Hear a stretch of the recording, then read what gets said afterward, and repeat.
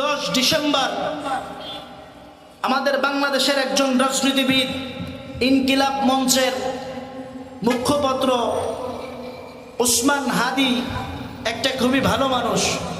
এই মানুষটাকে দুর্বৃত্ত সন্ত্রাসীরা তার মাথার মধ্যে গুলি করে দিছে। এই ওসমান হাদি বলেছিল, যদি জমিনের মধ্যে বাঁচতে হয় বাঘের মতো বাঁচবো, বিড়ালের মতো বাঁচতে রাজি নাই। যদি আল্লাহ রাজপথে আমাকে শহীদ করে দেন, আমি শহীদ হয়ে যাব। আর যদি রাজপথে আমি শহীদ নাও হই, বাতিলের সামনে কখনো মাথা নত করব না।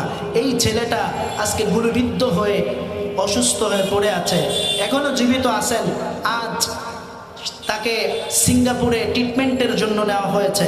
আমরা সবাই দোয়া করি আল্লাহ রাব্বুল আলামিন ওসমান হাদি ভাইকে আবার আমাদের মাঝে ফিরিয়ে দেন এবং হক কথা, সঠিক কথাগুলো বাতিলের বিরুদ্ধে যেন সে বলতে পারে, এই দোয়াও করি।